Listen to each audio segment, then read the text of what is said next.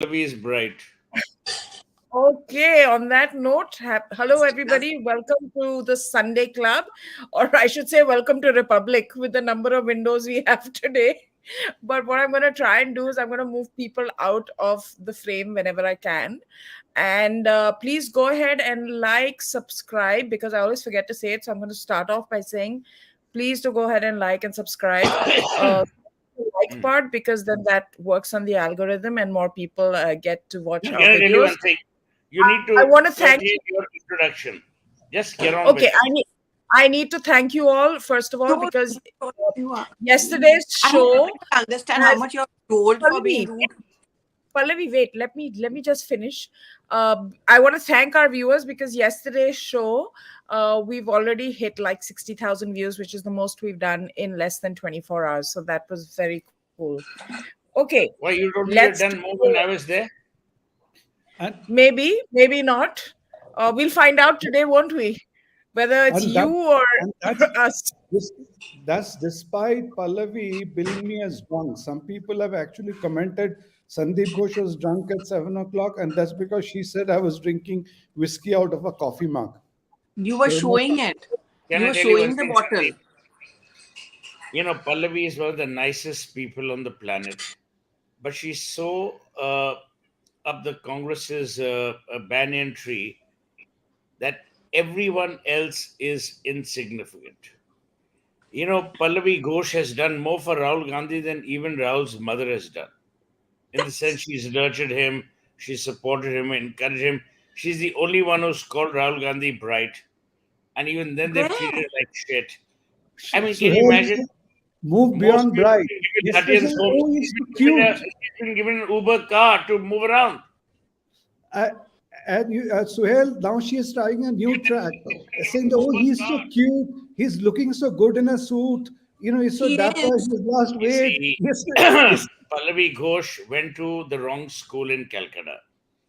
But if you had gone to I've the never right been to school, Kolkata. if you had gone I to the studied right in school, Mumbai. there's a saying: when you told Caesar he couldn't be flattered, he was most flattered. Rahul Gandhi is modern day's Julius Caesar, without the toga, without the intellect, but with all the accoutrements like Cassius and Casca. Yeah, can we start, yeah, Advaita? Can we? You're the one who's You talking. You're already going on. started. We started, and you're going on and on. Anyway, the topic of discussion today हुआ is Sharda ji है क्या सोचते होंगे हम लोगों के बारे में Pallavi. You're blending into your wall today, actually, with the yellow. Yellow. I Um, commented she is very well matched today. for the saffron sweep in the northeast. Who would have thought even 10 years ago that the BJP would be able to put up this kind of a performance? Something is definitely shifting. The BJP alliance and even the BJP fighting alone is doing exceptionally well in the northeast, even in states which are predominantly Christian and hence minority dominated. So let's just get right to it, and let's start with Professor. Professor, what do you make of the saffron sweep of the BJP? Okay, let's not overdo the saffron sweep of the BJP. Initially, we thought they had done very well in Meghalaya and Nagaland and held on by the skin of their teeth in Tripura. I would say actually Tripura is the very bright spot. I'll come to that later. In Meghalaya, they have done slightly worse than last time. And initially, it looked that they would do well, but now they've come back to 2 seats, which was their record last time. And in terms of popular vote, also, there's been a small dip. But then that is one way of looking at it. The other way of looking at it is basically the gung ho manner in which actually they went forth to battle, even in a place like Meghalaya. And okay, 2 seats in a state where the demographics don't favor it at all. And after the elections, how Modi came out and cheered the party workers is something that the Congress can learn from. I think Nagaland, on the other hand, is a different to win story election. altogether. In Nagaland to get that many seats, I think takes a lot of hard work. It takes a lot of hard work at the booth level. And the fact is, if you look at the Nagaland leaders, it seems that they've been groomed for a long time. These are not overnight imports that came over and then delivered Nagaland to you. They've been groomed for a long time. Some of them, in a sense, at least on social media, have become icons. So, what has happened in Nagaland, if it persists, I think will be something extremely interesting. But I would still say what has happened in Tripura for the BJP actually is significant of that is in a sense being underestimated. Look, a, an event of seismic proportions took place in Tripura where the Tipramoth actually took away all the tribal seats. If you see the fall in the BJP seats from 36 to where it is now, it's very small, by and large because of the losses in the tribal area, and it has gained seats at the expense of the Congress and the CPM combined. That I think is creditable. That in the heartland, in the Bengali heartland, shouldn't be using that. They've done remarkably well, and they were removed by a seismic earthquake.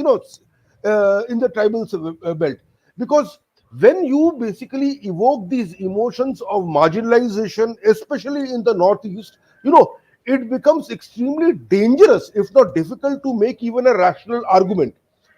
It is under those circumstances that the BJP fought. Its ally got completely wiped out, and I think we will see dangerous times in Tripura, because post elections we've seen certain things, the kind of violence that we've seen. In a sense, I think it's basically the tribal leadership under Tipramoth trying to tell other tribal leaders who are not with the Tipramoth that you mend your ways, and this is something that the BJP will have to handle very, very carefully. I think the foundation or the joining of the scion of the Tripura royal family in the Tipramoth is a calculated affair where that scion himself will not take the decision. I have a feeling that the Congress was complicit in this particular decisions, because certain things need to be said in Tripura to weaken the BJP, which the Congress per se could not say. And that is why they got the scion to basically join the Tipramoth. I think there are dangerous times ahead in Tripura, but unfortunately, because the gentleman is no longer the kingmaker, it's the NDA alliance which has come to power with a full majority.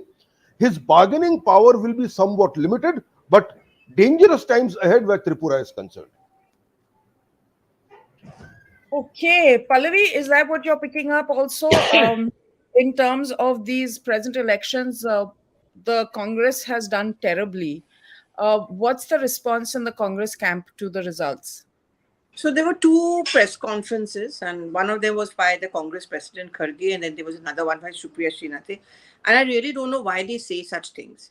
So one they said was every time a party wins in Tripura, is the same party which is in power at the center. Now this logic is baffling because the left was never on its own ever in power at the center, and they've been there in Tripura. That's one. Second thing is they dismissed it off as these are small state elections, so they don't even matter. See, Meghalaya, and I don't think people are going to forget that very easily. And I'm sure the BJP is going to keep on reminding the Congress party and the voters again and again that this is what you said when you lost. The second thing is that barring Meghalaya, where Rahul Gandhi went, Nagaland, one or two places Kharge went, Tripura, the Congress party largely stayed away. In fact, almost stayed away. No high-profile leader went there to campaign. It was left to Ajoy Bose, local leaders like Alka Lamba.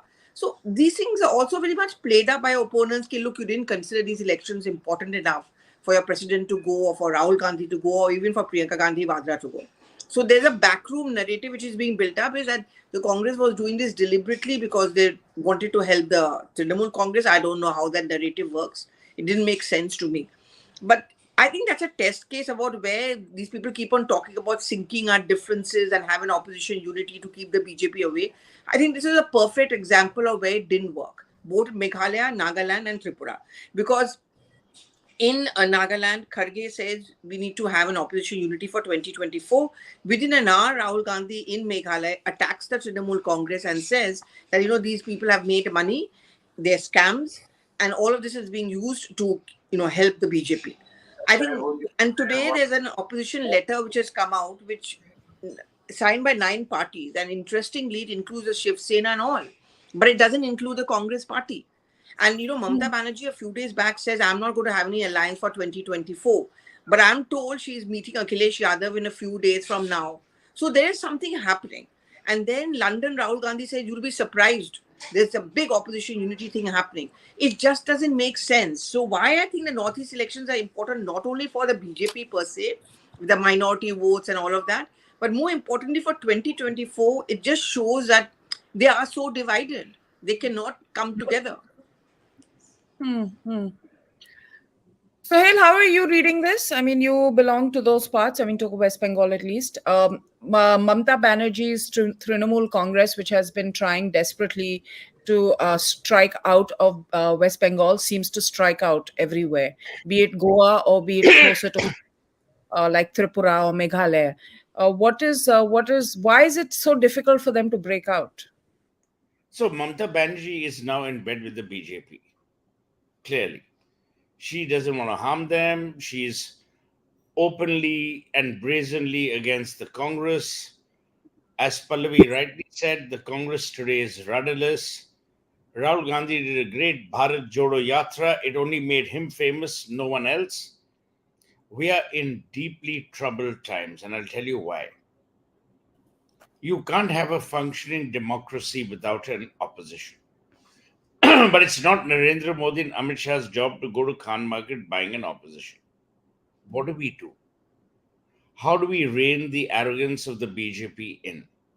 How do we change the India narrative? Ratan is on the program. In September 2025, the RSS will complete 100 years of existence. Now, no matter what the jokers might say about the RSS, it's ultimately an organization about Seva Bhav. It's about how they have used Seva as the leitmotif of who they are.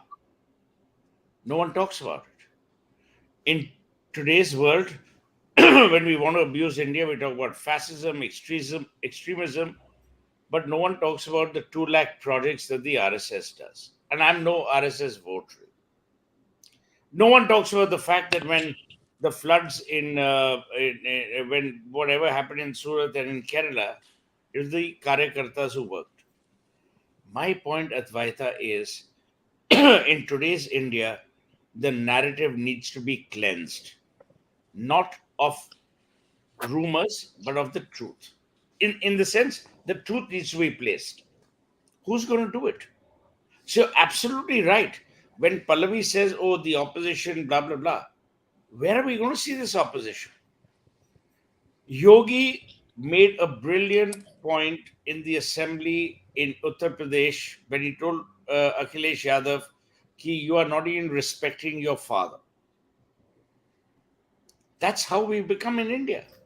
So I really don't know what's going to happen and who's going to make it happen. A, B, let me tell you today, Narendra Modi will be back as Prime Minister in 2024. You mark my words. The question is, what will Narendra Modi be back as? Prime Minister for sure. What is the seat allocation? These guys can't get their act together. It's a shame that a democracy like India doesn't have a vibrant opposition. We have an opposition which is anti-India. What business did Rahul Gandhi have to go to Cambridge and abuse our Prime Minister? A Prime Minister who was elected by the people of India, who elected every goddamn member of his bloody family. You tell me, what right does Rahul Gandhi have? And all these liberals supporting him, it's a bloody shame, if you ask me. This is who we become. We want to insult our own country in order to be seen as liberals. We want to insult our own Prime Minister in order to be seen as relevant. We want to insult our own country in order to be seen as secular. What kind of country are we building? And why are we doing this? So my point is, Rahul Gandhi has every right to object. He has every right to abuse. But when you're going abroad, when you're going overseas, you represent India and you are a parliamentarian. if you don't like the idea of India's democracy, resign. Say कि भाई ये parliament मेरा नहीं है, ये मेरा देश नहीं है, आप फिर रिजाइन कर दो. आप कहो कि मैं पार्लियामेंट में नहीं बैठूंगा. You cannot be a bloody hypocrite. You stay in a Lutyens bungalow given to you by people from our country and then say, oh, I hate my country. What kind of a bloody hypocrite are you? And why should I listen to you? What kind of liberal are you who is intellectually innocent? I'm sorry for losing my cool. I never do. But Advaita, it's time to call the bloody hypocrisy out. Yeah, It's press time to absolutely. get conference, Rahul people Gandhi where they said- stand. I'm tired But of being regretful about being a Hindu. I was never religious. I was born and raised in Calcutta. Was I proud about being a Hindu? Yes. But no one ever told me anything else. I didn't abuse Muslims. I didn't abuse Christians. I didn't abuse Sikhs. They were all my friends, as they are today. Hmm. Who was the one who created divisiveness? Indira Gandhi. This woman was the one who destroyed the idea of India. And today we are who we are. We are the world's third, fifth largest economy. And who's abusing us? Our people. People who you, Ratan Sharda, Dipankar Sengupta, Sandip Ghosh, Pallavi Ghosh, we subsidize them. भाई इनको एक दिन की नौकरी नहीं मिलेगी. If Rahul Gandhi applies for a job, he won't get a job. He is that intellectually challenged. But what do? Unka surname hai. You and I don't have the surname. You at least have Kala. We have Seth. No, I'm not being facetious. Today, for the first time, Advaita, I'm saying it as it is because it needs to be said. You abuse the RSS. What have you buggers done? What seva how have you done? What have you done? When the Moplas were committing the atrocities that they did in Kerala, who stood? Let me tell you, more Muslims today are supportive of the RSS than they've ever been. But you and I won't know that. You know why? Because the jokers who run most of our newspapers are also pseudo-liberals. It is important to knock Hinduism in order to be seen as secular. ये आप देश बनाओगे, ये बनाओगे. What did Mohan Bhagwat say many years? And I don't give a damn about anyone. What did Bhagwat say? He says we are building a Hindu Rashtra, but any Hindu Rashtra is a Rashtra which is inclusive. You want to knock them? You abuse Ghosh. Ghosh was never part of RSS. My point here is very simple. When Advaita Kala or Ratan Sharda or Dipankar, Pallavi, Sandip, we go abroad, we are Indians. We stand for India. We discuss India, we don't abuse it. We diss India, but we don't disenfranchise it. Today's world is, if you abuse India, you're seen as someone who's relevant. That has to stop.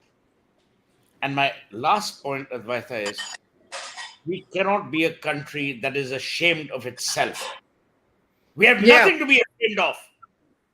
What have these buggers done? What have the Gandhis done? Tell me. Other than looting the bloody country, what have they done? They have done nothing. Deadly Jack. What business does Narendra Modi have or Hardeep Puri have to still give them the Lutyens bungalows? For security? Why? You have lost lives? Yes. Precious lives. No one needs to be assassinated. But that can't be the reason for you to be venerated forever when you continue to abuse the country that guarantees you life and liberty. This nonsense has to stop. Now, I don't know if Narendra Modi or his people have the guts. I don't know what the government is doing. I don't know what they're saying. But this government is its worst communicator. No one is talking about the digitization. No one is talking about the egalitarian democracy. No one is talking about direct benefit transfers from which in the good old days only the Congress benefited. Rajiv Gandhi famously said, out of 1 rupee, only 15 paisa reaches the beneficiary. Why the hell didn't he do something about it? Why take Narendra Damodar Das Modi to say something?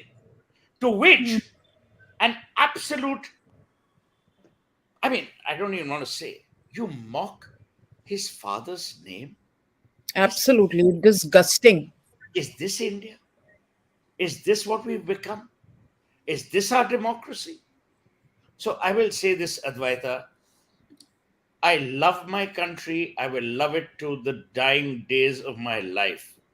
And I will not allow any jerk or joker to say what he or she believes because he or she is in bloody Cambridge. I don't give a toss about Cambridge. Hmm.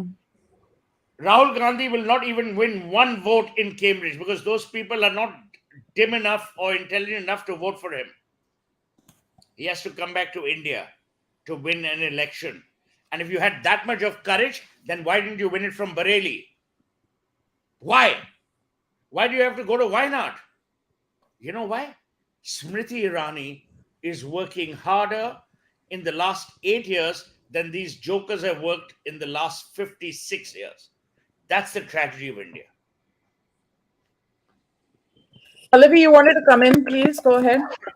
I just wanted to ask Suhel this because yesterday at a press conference, he was asked this question that the BJP is bashing you for criticizing our country abroad, to which he responded by saying that every time the Prime Minister goes abroad, he says कि 70 साल में कोई काम नहीं हुआ. So isn't he also bashing our country when he's going abroad? Not at all. Not at all. Because he's not saying this person did it or that person did it. And Pallavi, two rights don't make a wrong. Today, our country has. I'll tell you one thing, Advaita. More than any of you on the panel, perhaps Shandip, but I travel across the world. I meet people who are of great influence and significance because of their intellect, not because of how much money they have. India has never been seen in greater light than today. I've said this ad nauseum. India and Indians have never been more proud of being Indians or being from India than they have been today. What do you want me to do? Do you want me to discount all that? Every time an Indian in New York says, I'm so proud of मेरा Bharat, should I say? नहीं नहीं, पर ये देखो राहुल गांधी तो बोल रहा है कि आप लोग उल्लू हो. Do you want that? Do you want a country where people are decrepit, despaired, are abusing their own country? What kind of a country have we become? Yeah. What kind of a country have we become where we are abusing our own country every day to score political points? What kind of an idiot do we, I mean, or idiots do we have in opposition who believe that by abusing India, Indians will elect them? I'm sorry for being emotional or whatever, but I'm No, tired that's of hypocrisy. I'm tired of this nonsense. And I'm tired of being told every day, oh, but the liberals. Who are the bloody liberals? What knowledge do the liberals have? I'm more educated than half the liberals there. But that's what we've become. Today, आप हिंदुओं को गाली दो, you'll be seen as secular. My point is, आप किसी को गाली नहीं दो. But that's who we become. Yeah, I think also to answer Pallavi's question about the response that he had of Prime Minister, I think when somebody says that this has not been done in the last 70 years, it's because there are cases where our infrastructure, where a lot of things that should have been in place are not in place, were not in place. It's still a work in progress.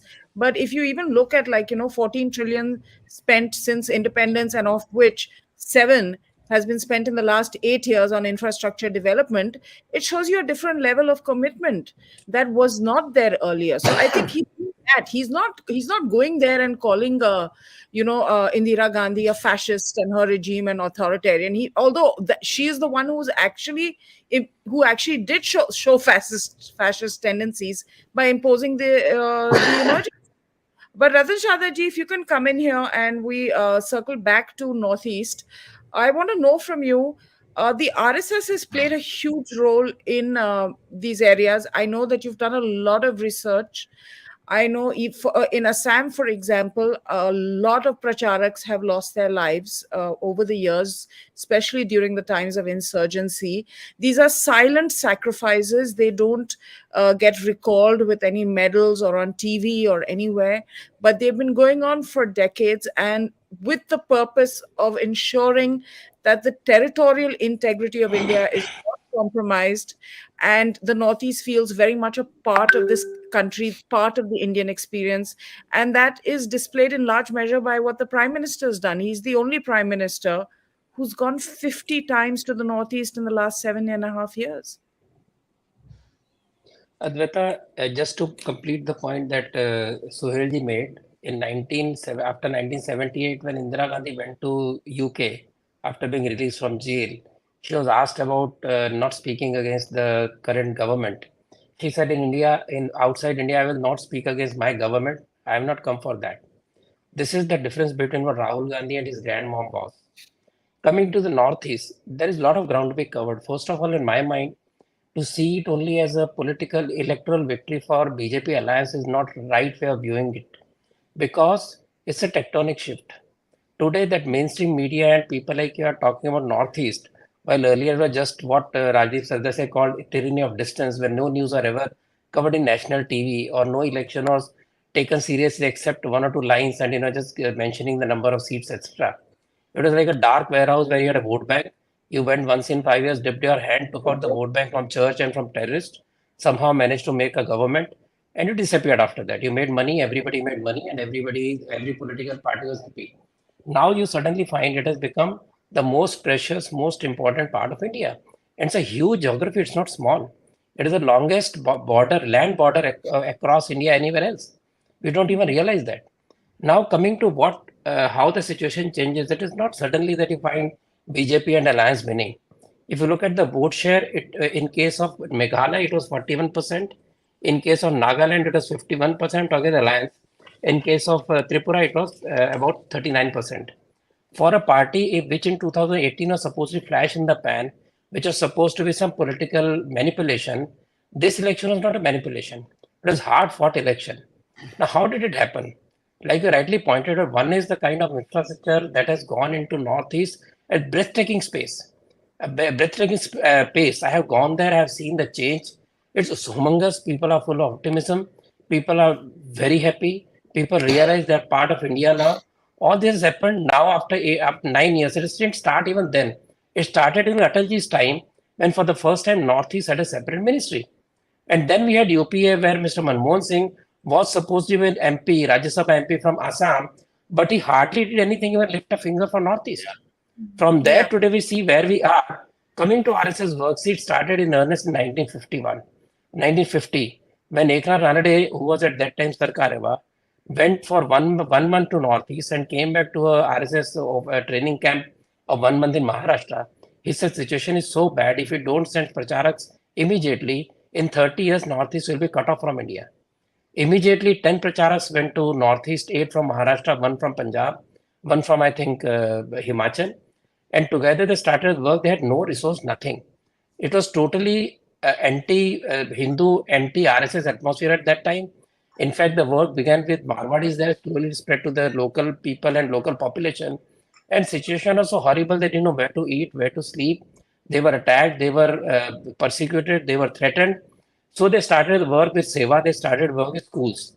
The schools which came up with Vivekanand Kendra came with Vanvasi Kala Ashram and many other places. And a favorite story of mine is an old man who retired from Thane in Mumbai because Guruji said that you should go and start a school there. He went to Ukhrul, a village about 3 kilometers from Myanmar border. And he started a school there. It took 2 days to walk up to that particular village. And when he thought that it is not enough to bring them, teach them there, they should come to other parts of Bharat. So people realize that we are part of the same Bharat. And those students should come to Assam at that time. And they should also feel this part of Bharat. But the locals and the church started opposing, saying this guy will take away the kids. They'll be kidnapped. Their organs will be taken out. So what did he do? His disciple who was with him, his student, he said, "Aisa karo, isko yahan rakh lo. You keep this boy with you. I'll take your boys to Mumbai, and if I come back, you return me my student." And the student agreed. He's still there. He still works on Northeast, I can tell you. So this is the kind of level of commitment of those people, young people, old people. There, of course, there is story of four pracharaks being kidnapped and killed. I know of a pracharak who came back in 7 months from Mumbai because he could not face the kind of persecution happening there. There are threats continuously. After and on the other side, when these four pracharaks were killed, another in Tripura who worked for Hindu cause was also killed. A person who worked for Assami language was also killed. An author. Many other cases. There was no 15th August, 26th January. Many people even don't know today. And then it was started in Seva Bharati schools, it was started in RSS schools, and slowly this program of 15th August, 26th January started happening there. There used to be blockades, there used to be bunds for days together. There was a bund for 72 hours against Manipur by Nagas. It never became a news. It happened regularly, and that is the grounds they had that we suffer so much, nobody talks about us. From there on, with all this continuous work for decades, another example I'll give you. There was Vishnu Hindu Parishad, first meeting of Vishnu Hindu Parishad outside Prayag happened in Assam, and all the local tribals were called. And some people purists said that these people are not Hindus. They eat beef. They are snake believers. They are stone worshippers and nature worshippers. How they can be Hindus? Guruji said, we also worship nature. We also worship snakes. We also worship nature. And the beef eating is something that has come to them due to various other reasons of the food. So they are as Hindu as anybody, any of us is. But RSS never imposed Hinduism on them. They just Yeah. strengthened their tribal identity, their self-respect for tribal identity. And this over time has seen the change that you see today is not built in a day. Let us realize it. It is Correct. right that the atmosphere was used by Modi ji to change the entire landscape of Northeast. As I said, work there is unbelievable. Anybody goes there who has gone earlier, the flights used to cost 2,500. And when I went, it was already very popular. Gujaratis, Marathis, Bengalis go there on tour now. And the cost of the ticket at that time, about 4 years back, became about 6,000 rupees. So that is the kind of pull Northeast has. And how it has become the mainstream topic today, that is the story. And this is the biggest story. Even if tomorrow BJP loses their integration of Northeast with the mainstream Bharat is the story. Not Absolutely. two seats here, not two seats there, not percentage of votes. And talking of Yeah. this alliance, Let me just speak to bring yeah, in just one Sandip. more minute. You know what kind of persecution happened there? Riyangs were persecuted, RSS people supported them. Chakmas were persecuted, RSS people supported them. Dimashas were attacked because these people did not become Christians. And when relief work happened, they would not come till RSS people were there. Once they went, they would come, put up their shop and start converting. This is how situation was. And we know very clearly that church was behind separatism, behind all the terror. To accept this, nobody did it, and everybody thought that RSS is communal. But all this work of years together, when we fought for the national integration, in my book I mentioned many other references, many other issues. How people looked at Northeast. Congress said Northeast is different. When you start treating Northeast separate as different as a small state which doesn't require importance because there's only so many seats, you insult the local people. And that is the reason North Sea people resented these people from the so-called mainland. They were treated as not part of India. This is the history. And another very interesting example, students used to come Ratan, and let's stay.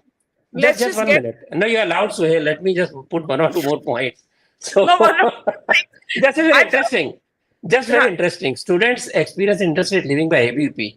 So hundreds of students coming to India, mainland or the main part of Bharat, and students from here going there. The leaders you see today in Northeast are product of that culture.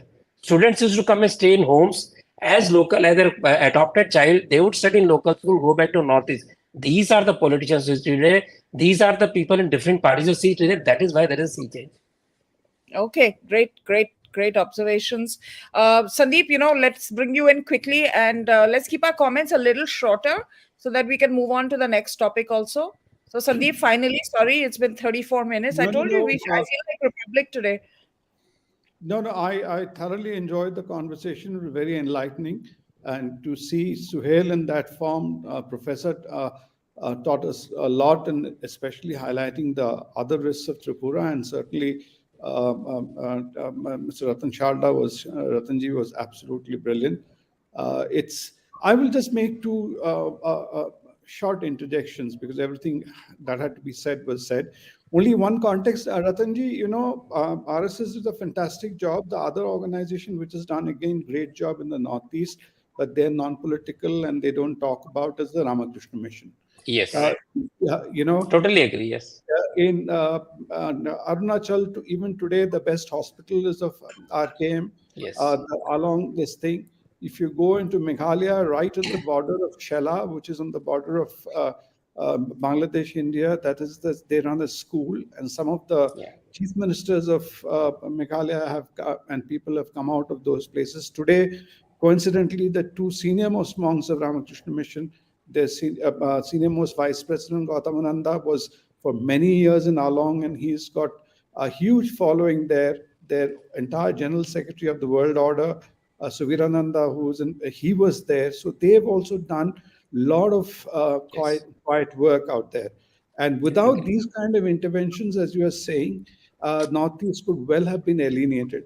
And that's the point. What is the difference between a Rahul Gandhi thinking is understood the pulse of India by this so-called yatra, and what RSS, BJP, or Mr. Modi does is getting the sense what everybody. The biggest, I think, disservice what Suhel was talking about, the opposition, etc. People have gotten into after Narendra Modi's victory. They think it's advertising blitz, PR, and razzmatazz can win you elections. They forget where they find the pulse and connect. So Narendra Modi figured this out. This whole thing about Northeast not being mainstreamed, mainstreaming of Northeast. Remember, look at his statement. While Kharge says that it's a small states, don't bother. Narendra Modi says, "Na Delhi se dur, na dil se dur." So, That is Yeah, his that was kind of beautiful. a statement that resonates. And what does our friend Mr. Jairam Ramesh say about the Christian majority state? Purna Sangma is a Judas. Not Purna Sangma, Mukul Sangma is Judas. Does he understand how does it resonate use the word Judas in a Christian state? So that is the level of disconnect these people have. And so that is the change. And as you are saying today, you've had the Northeast ministry, the donor, for a long time, started in Atal Bihari Vajpayee's time. Thereafter, what happened during the two rules of UPA? Manishankar Iyer was the donor minister for a long time. What did he do apart from, I don't know how many times he went there and what is the development which has happened? So that is for people to see. Today, in a very, is again not a facetious way, in a small way, look at the number of Northeastern restaurants you have in Delhi, and how not, and that's a sign of again mainstreaming. People had not heard of a Naga food or a Khasi food or any of that. That shows that the integration which is happening. Do you know in Chennai, you have a Naga and Northeast restaurant in Egmore? So that is how people are getting integrated, and this is a point they are missing. And as Ratanji said, um, whatever happens, let's say in 2024 or anything, the this work is going to stay, and you cannot obliterate this work overnight. And that's the point these fellows need to understand. And they cannot do things by dropping like our Trinamool tried to do, paradropping, spending a whole lot of money. Again, another big disservice to the whole opposition has been done by Mr. Prashant Kishore. He has told people analytics, this, that, spend money, and you can deliver any election win. He has become rich. I don't know what's happening to him right now in Bihar, where he's got lost. And everybody thinks, appointing an election consultant or going the Cambridge Analytica route, you can win election. It's much more than that. Politics or anything, whether it's business, everything doesn't happen overnight. There's no shortcuts there. Yes, Ratanji, sorry. One small factoid, during emergency when Indira Gandhi banned many organizations, in Northeast did not ban Vanvasi Kalyan Ashram, nor Ramakrishna Mission, nor any of the organizations. She knew what work they are doing. We may abuse Indira ji, but she knew what was good for the country despite all the animosity we had. I even went to jail. But this factoid that she supported the organizations, didn't ban them because she knew what is the situation in Northeast. That's an important point that the grandson of this lady needs to know. Pallavi, moving on from this, I want to ask you again on Twitter, it's trending. I believe Rahul Gandhi spoken to journalists in London today. And yeah, he has. He did that press conference yesterday, na, where he was asked this question, which I was referring to, that for Oh, you're yeah. accused of. But in a Mm-hmm. short while from now, he's going to be addressing the Indian diaspora, which is around 9:30, I think, their time or our time. I think it's 9:30 our time. So yeah, it'll be interesting to see. And then he's back. He's going to a British Parliament to meet some leaders there, and then he should be back here to You know march the Hangama. irony of India's democracy? Rahul Gandhi walks out of India's parliament when there's a debate on the Yes, presidential address, but he finds time to always. address the press and address the Johnnies in London. But That's to our be right. fair, he does press conferences here. Of course, you'll do press conferences. When you have nothing else to say, you'll do press conferences. You'll have a Pallavi who's moving from one car to the other, speaking to him. Let me tell you, I have nothing against Rahul Gandhi. What's the Thank God. connection between my car He's and an Rahul Gandhi? intellectually innocent Dipankar, human please being. We speak. have Yeah. nothing against What him. nonsense. But the entitlement of that family needs to stop. They are coming in the way of our democracy. They are coming in the way of creating an opposition of substance. They are coming in the way because they feel they're entitled. And they're coming in the way because all their colleagues are treated and believe that they are supplicants. You can't have supplicants in democracy. Is Modi any different? I don't know. But at least there is democracy or so called democracy in the BJP. And frankly, I'm not a member of any political party. But Advaita, you can't have a situation where one family is allowed to do what the hell they want because they are destined to rule. And my point with the BJP is who are the worst communicators to my mind. Individually, they're great communicators, but the government is the most pathetic communicator of all the good that they've done. Is why on earth don't they talk about all the stuff that they've actually done in India's interest or Indians' interest? No one is talking about it. But Pallavi, No, I was absolutely. I think one very important point was raised by one of our viewers about the Karnataka, the MLA's son who was caught with that money, and he wants us to discuss that. Just to say that I think it's a good sign that that in a BJP ruled state, a BJP MLA can be in the dock for something like this. I think No, I but think has he that's been arrested? and Is it? he's resigned also, and he No, should has he face the been arrested? consequences. He had resigned. No, but I also think they've done this also. You have to understand corruption has become a big issue. That's become the election slogan in Karnataka. And the BJP is Yeah. also trying to show that, look, we can take action against our own people there. ये थोड़ा सा damage control भी हो रहा है ना, to say that we are Yeah, not but don't sparing our give own them people. credit. Don't give them credit. No, I'm not You giving them mustn't credit, give but I'm BJP saying, but credit it needs to because be they're being pointed out. honorable. no, It's their bloody No, but business to be honorable. no, Kan- but it needs to be pointed out Karnataka because the norm is terrible. that they cover up. Karnataka situation is terrible, both in terms of governance, corruption, everything. And BJP needs, I don't know how can they clean up the act before the elections, but they really need to signal very strongly that they can't let this carry on. Otherwise, this will also have ramifications nationally. You know, Very true. Narendra Modi cannot get away, saying that we don't tolerate corruption.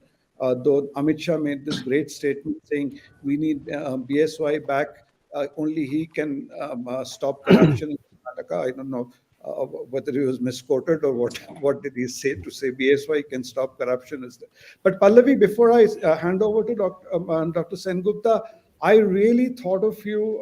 I think of you very often, but then I particularly thought of you when Rahul Gandhi said the militants walked up to him, the BJP workers walked up to him, everybody. You were kept 25 you said kilometers away, and you were not allowed to get into the entourage. This is the unfair bit. And he was saying everybody was simply walking up to him and talking to him and sharing their angst. And you were kept away outside the cordon So ring by was the Pallavi. security.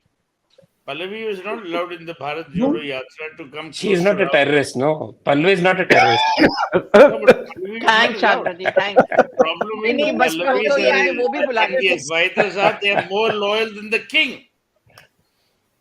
अरे what? और That I've never even met Rahul Amitabh Gandhi. Bachchan Yeah. ने सही कहा था एक जमाने में, Hmm. when he was asked what about Sonia Gandhi and you, will you patch up, he says ये राजा और रंग और की हम रंग कहानी है। हैं.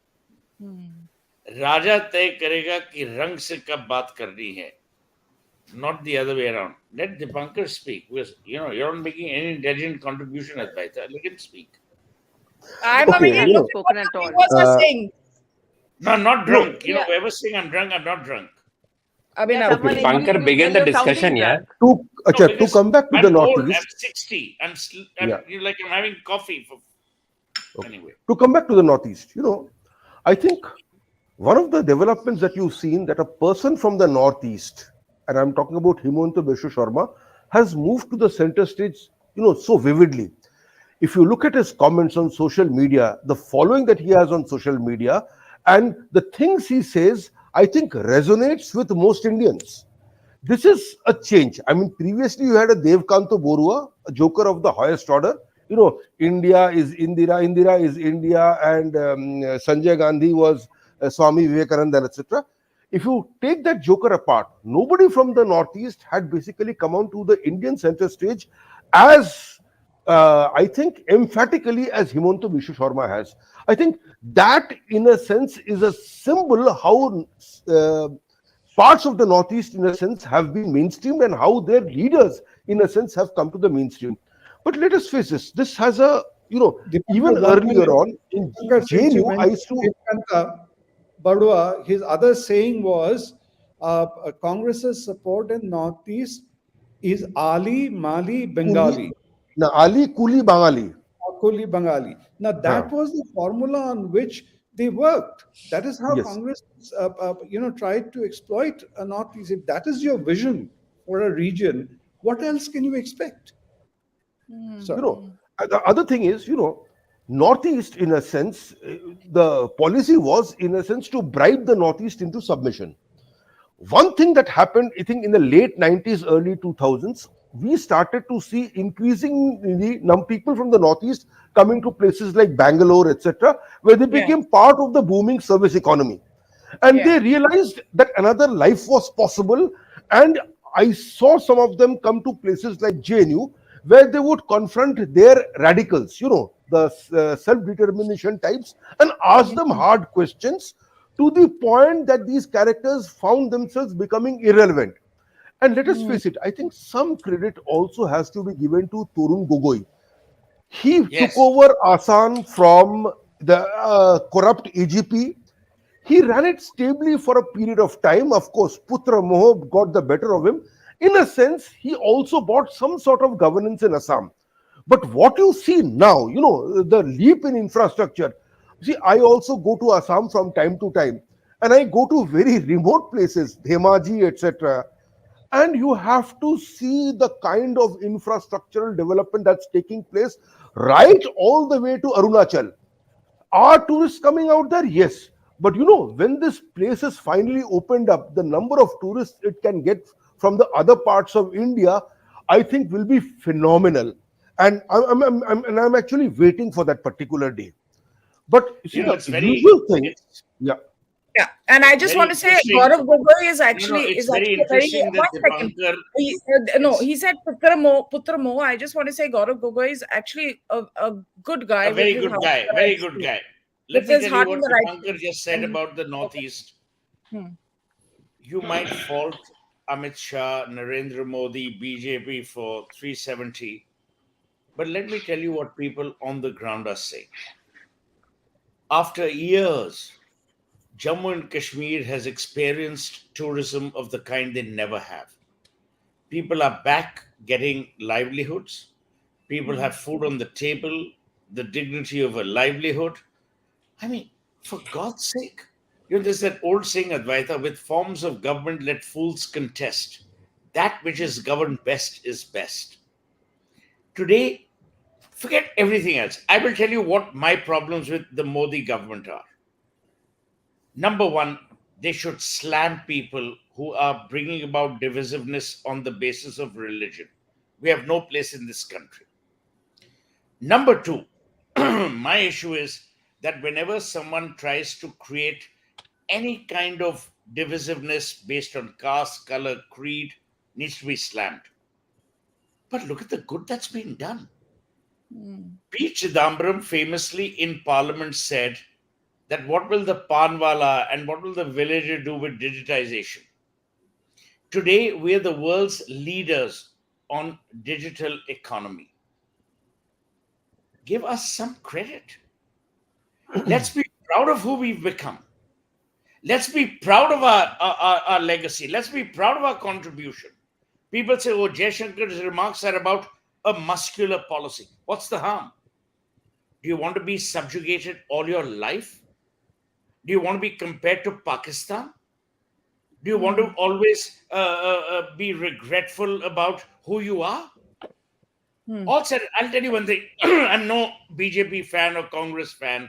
You talk to people abroad, Advaita, today, and they say, you talk to the people of Indian origin, and they say, जो भी है, गर्व है अब भारतीयता का और भारत के वासी का. Should we now denigrate that? Should we regret that because we want partisan, petty political browning points?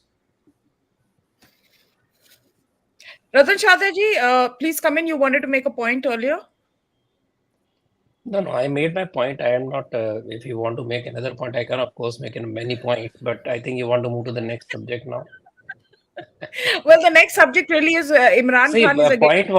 point was that on the lighter note, Rahul Gandhi did the best advertisement for Article 370 abolition or nullification when he said that Kashmir is very normal. Yes. When his sister had wonderful, sledging and skating and all those activities and Yes. a lot of fun there. And terrorists didn't actually attack him because they said, "अपना ही आदमी यही तो हमें बचा रहा है." So terrorists and Pakistanis are anyway with Rahul Gandhi. So they would not attack him anyway. They realize that There is apna a आदमी है. So, Ratanji, That's so there's a bad. spoof video going on. It's a spoof Yeah. video going on about to normalcy of life in Kashmir, yes, and yes. it's basically to do with Rahul Gandhi. Yes. It's showing him enjoying life with friends, etc., etc. He says, "Look, Kashmir has become absolutely normal." You see, okay, let me come.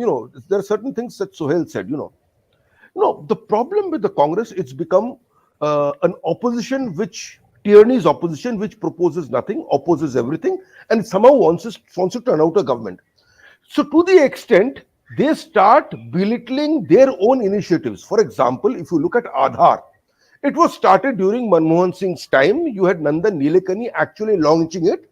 The moment the BJP comes and gives it special impetus, they start saying, look, this is fascism.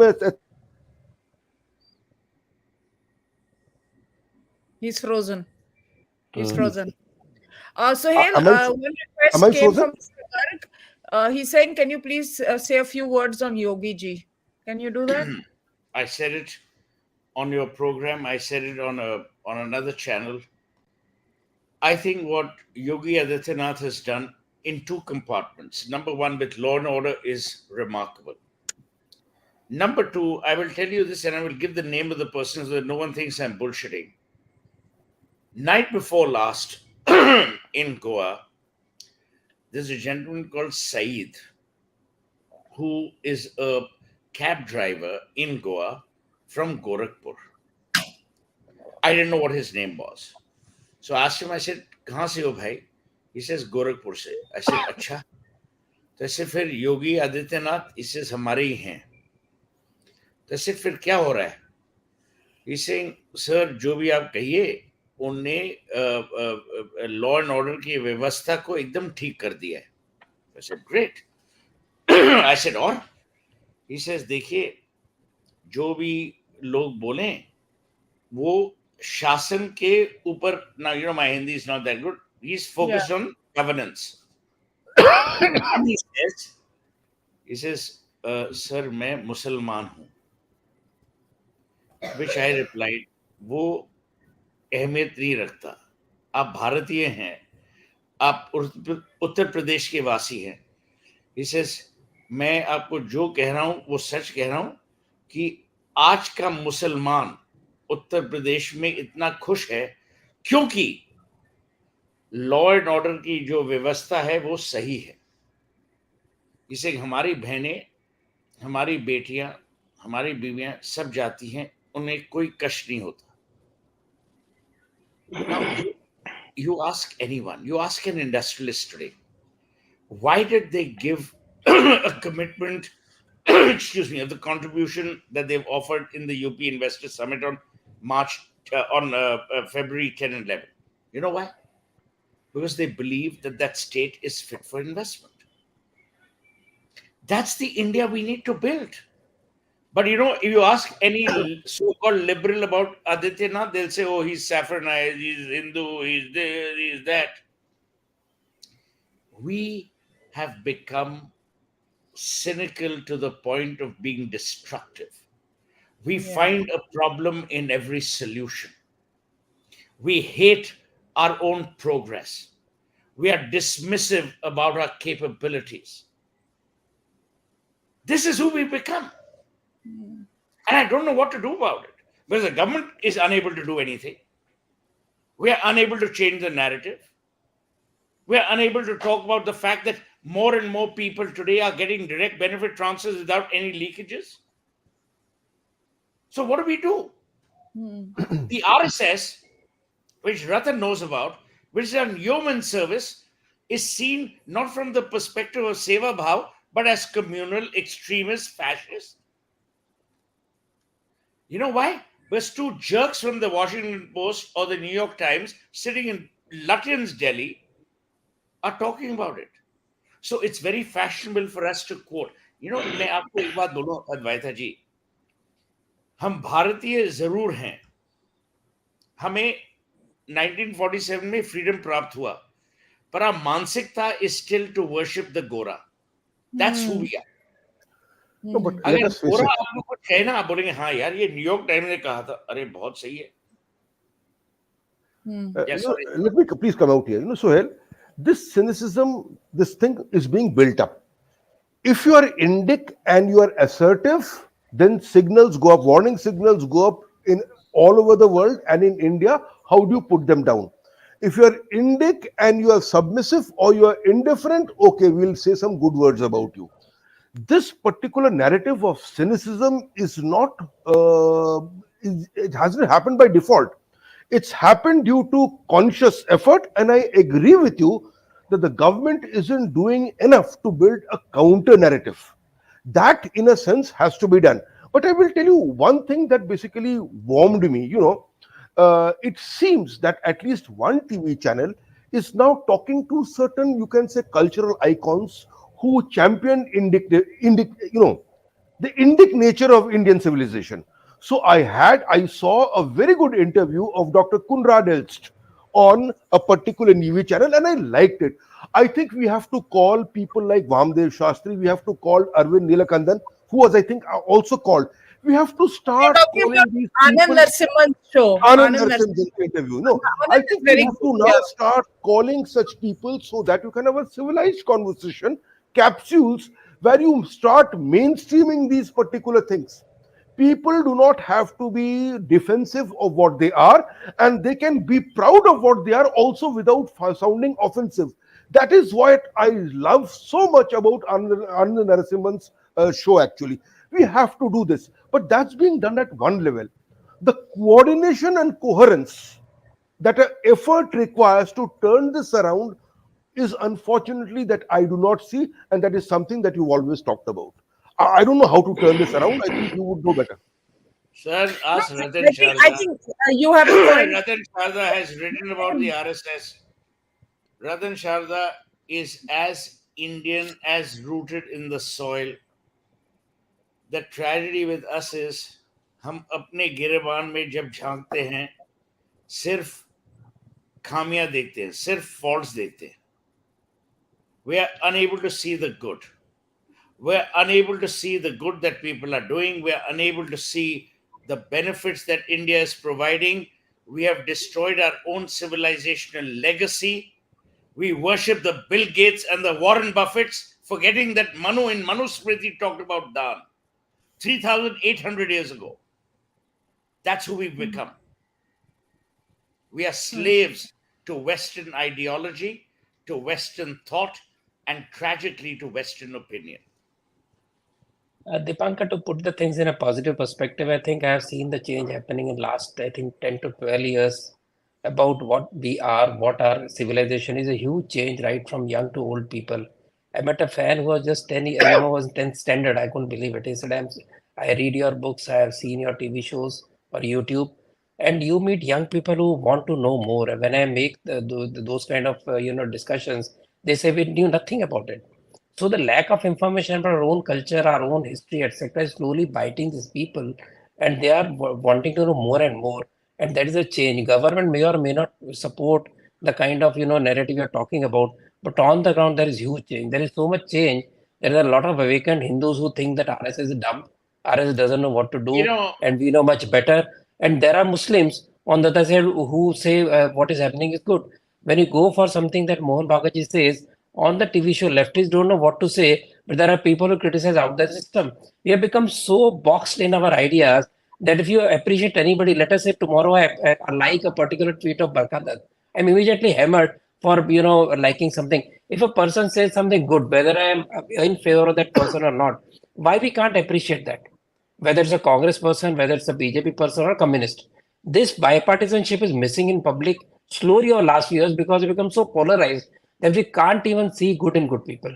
Okay, And I have seen Ratanji, such people. I've met such Ratanji, people. Ratanji, Just a moment. I've met taking such Ratan's people in point Congress forward, who who who were in Congress. I appreciated them. I talked to them. After some years, I find them either in BJP or out of Congress. So you should understand, realize the person who is changing tax is trying to come out of the shell that Congress has put people into or communists have put into. So this is what we need to be a little more open-minded. That's what Hindu civilization is all about. Let us accept I it. think, Ratanji, you I have know, an Advaita, explanation. I I'll have tell an you one thing explanation for today. that. You see, I'll the tell you thing is the one thing following. today. I said Okay. this on a channel earlier. 2014 to whenever, whatever happens, let me say one thing. And he was my briefing client, and it's not that I owe anything to these guys. I'm not interested. Modi will go down as one of the finest prime ministers of India, and let me tell you why. Because he's concerned about the Indian. He's not concerned about his family. The tragedy is the jokers surrounding Modi have been unable to communicate all that they've done. What did Ambedkar say in Parliament 3 weeks before he passed? Read it in Shashi Tharoor's book. So it's not even a BJP plot. He said, I feel ashamed to have been a drafter and an architect of India's constitution. Has anyone read the BJP manifesto? They said we will CAA, we will do Article 370, we'll do this. They've done it. So my point is that for God's sake, give people credit for what they do.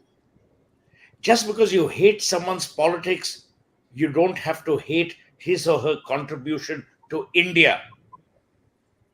Your hatred for Modi must not become your hatred for India. The Yeah. problem today is Rahul Gandhi's hatred for Modi is his hatred for India. And he's so stupid that he doesn't realize that Indians love India. Indians may Yeah. not love Modi. But your hatred for Modi cannot be transferred as an epithet to your hatred for India. That's the problem. I mean, how can you go to Cambridge and praise Forget China Cambridge. and Forget criticize India? Cambridge. Go No, to I mean, Sandip praise University China. for all I care. They believe in harmony. They believe in this. They believe in that. The Yellow River. They are a nation because of that. I mean, come on. I mean, it just doesn't make political sense, even if those No, are जब it makes आपकी truly. political, सोच it makes जब financial आपकी sense. सोच He has छोटी been होती sent है by ना, his handlers out आपके there to कर्म raise छोटे funds. होते हैं. आपकी जब सोच छोटी होती है, आपके कर्म छोटे होते हैं. What did Advaita, since you're so well heeled and well educated, when Mark Antony asked Brutus, why did you stab Caesar? What did Brutus say? He said, it's not that I loved Caesar less, but I I love loved No Rome. more. Rome more. Today, Rahul Gandhi loves India less, but he hates Modi more. What kind of India are you creating? What kind of opposition are you creating? What kind of people are you creating? Hate Modi. By all means, hate Modi. But would you hate someone who's been elected by the people of India, who've elected several of your dynasty people? That's my objection. Give the man credit for being an elected representative of the people, the same people who elected your family members. Your family members weren't helicoptered from America or Fiji. This hypocrisy needs to end. Okay, let me Well, raise a on that, point that yeah. Professor, final very point. briefly, very briefly. Yeah. You see, Ratanji, this interest in Hindu culture, revival of Indic culture, in a sense, has not been left by historians or the social scientists. It has come outside the university framework, outside the knowledge creation framework, by a variety of people, engineers, etc., etc. You see, now what has happened is the following: suddenly, people in their ivory towers find themselves completely marginalized when it comes to the contest of ideas because they were peddling fake snake oil.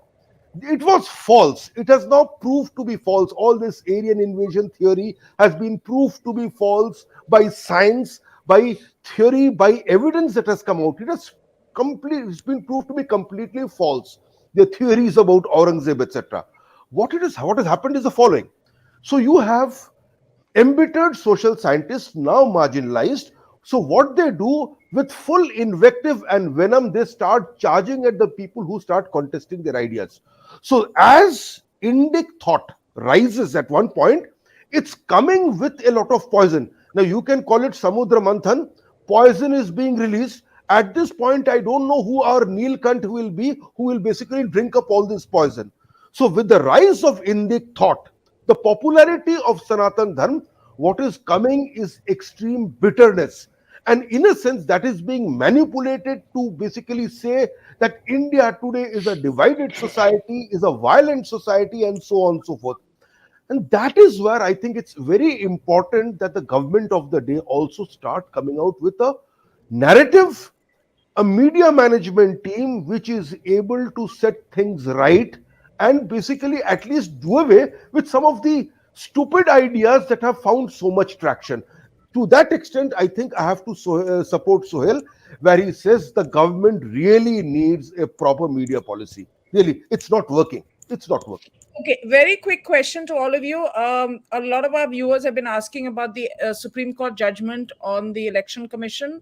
If you all want to say something which is not in contempt of court, please go ahead and offer your views very quickly before we wrap up.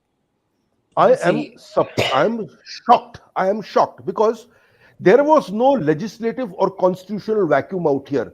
The constitution states explicitly how the CEC is to be appointed, that in the absence of any law that has been created by parliament, he is to be appointed by the president.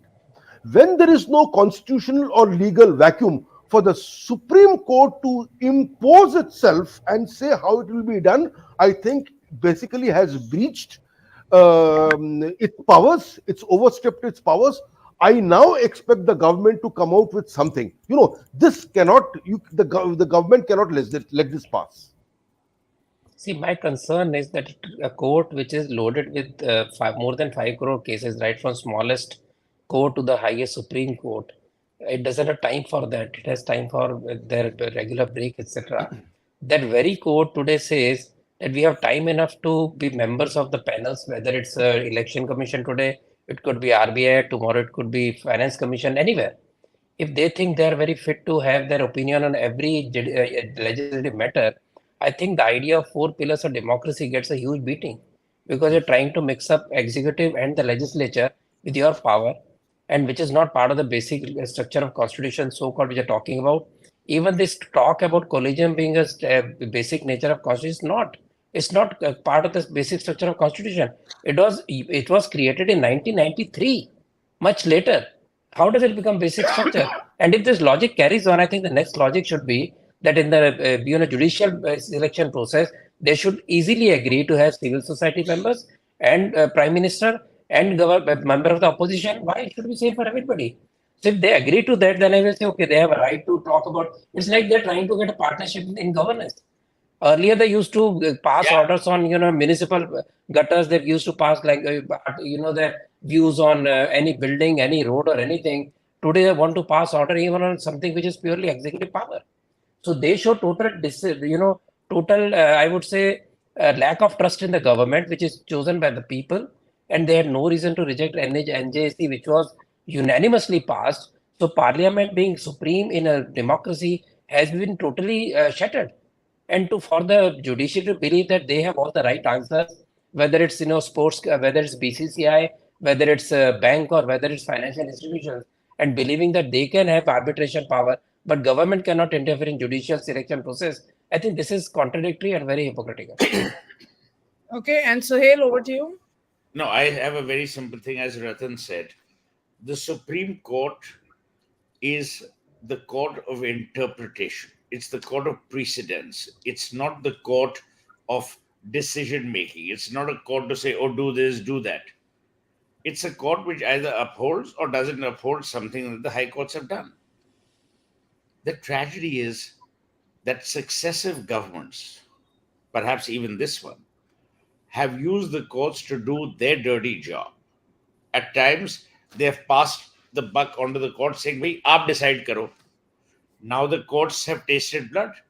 अगर हम Shaheen Bagh is an example. Decide कर रहे हैं, हम लोग ये कर रहे हैं, तो हम लोग ये भी करेंगे. See, Shaheen Bagh is an example, Suhail, remember? Absolutely. For Shaheen Bagh, police went to courts. There is no Never reason. allow the courts to go beyond their remit. The remit of the Supreme Court is it's a court of precedence. It's not a trial court. But today, it is ironic that the Supreme Court is even hearing bail matters. Bail matters should be where there is a threat to liberty and life. But today they're hearing bail matters. So what do you do? Well, okay, everybody, thank you so much for joining us. We've gone over time, so we can't really take the questions, but really appreciate the very active Before you participation. close, just one line so people can be very conscious that in Tamil Nadu, this anti-North India hate has taken very bad toll. People are leaving the state. Those who reported, they were also charged by the police. But today, DMK had to take out a poster in Hindi to persuade the workers to stay back. Yes. If you want to hate and beat up people in Tamil Nadu for being there, where they require labor, while where the very part of the India where the Tamils or Punjabis move all over India, all over the world for their job, for their success, to behave in such a Dravidist, horrible hate manner is going to hurt Tamil Nadu more than anybody else. And this has to be exposed. This has to be talked about, that how they have been attacked, how there has been violence. I made two shorts on this, and for them to finally come with a clarification and still charge the the BJP president about talking about it, I think this is going too far, and this is very serious Yes. matter. You can take it in the Absolutely. next session. I have no issues. Yeah. No, absolutely. And also, TMC arrested a Congress spokesperson in West Bengal Yes. for some comments. So that's also happened. But I want to It's a thank everybody. Turkish bath, my dear. It's a Turkish bath. Hammam mein Yeah. sab nange hain. If the BJP does it, it's seen as this. Someone else does, seen as that. Yeah. This is the tragedy of the hypocrisy of what I call intellectual daftness. The intellectuals in our country decide, oh, who's right and who's wrong, who's extremist and who's secular. That hypocrisy needs to be called out. And guys, please like this video. Very important. A lot of you have given us very positive comments here. So please go ahead and like the video, because that's how the algorithm works, and it'll go out to more viewers and more people will watch this, I think, very important discussion. And I'm glad we are talking a lot more about the Northeast. It's exceedingly important. I remember I had a whole team of Northeastern girls on my first job in hotels, and we had the best time, but I had to really fight for them on many occasions. And I'm so glad that it's changed so much since then. And at the end of the day, I mean, we just all need to get along and get ahead. So thank you everybody for watching. We'll be back again, of course. Bye for now, and stay safe, stay good. Also, I'm hearing this H1N3 is doing the rounds. So What is that? please, careful. That's that it's a sort of a virus wherein the cough lasts for about 3 weeks and the fever gets really, you get really high fever. Some people, it can develop Arey, don't complications. worry. Yeah, we are from Calcutta. Nothing will happen. Well, they say by the end of March it'll go down because as summer kicks in. But people just be careful. I always like to make sure that No, no. everybody Have has. H1N1 63, whatever the hell it is. Okay, thank you everybody for watching, and Yeah. we shall see you soon. Bye for now.